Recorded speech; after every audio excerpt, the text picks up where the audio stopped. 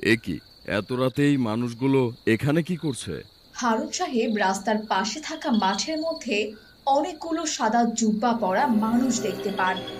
হারুন সাহেব বিষয়টি ভালোভাবে বোঝার চেষ্টা করেন।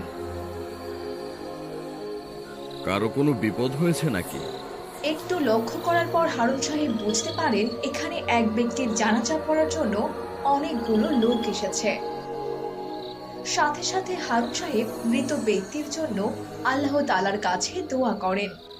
হে আল্লাহ, তুমি মৃত ব্যক্তির সকল গুনাহ মাফ করে দিও এবং তাকে জান্নাতুল ফেরদাউস দান করো। হারুন সাহেব ওই মাঠের দিকে কিছুটা এগিয়ে যান। তবে লোকগুলোর কাছে যাওয়ার পর হারুন সাহেব অনেক বেশি অবাক হলেন। এই লোকগুলোর মধ্যে কাউকেই তো আমি চিনতে পারছি না। এই লোকগুলোর কেউই আমার এলাকার নয়।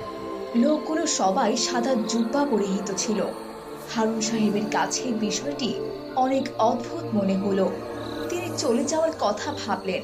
ঠিক তখনই হারুন সাহেবের মনে রাসূল সাল্লাল্লাহু আলাইহি ওয়াসাল্লামের একটা কথা ভেসে উঠল। না না, আমি এসব কি ভাবছি?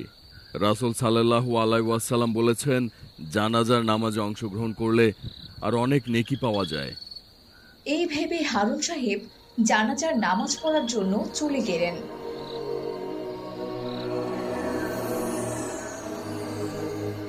জানাজার নামাজ শেষ হওয়ার পর হারুন সাহেব লাশটির কাছে গেলেন।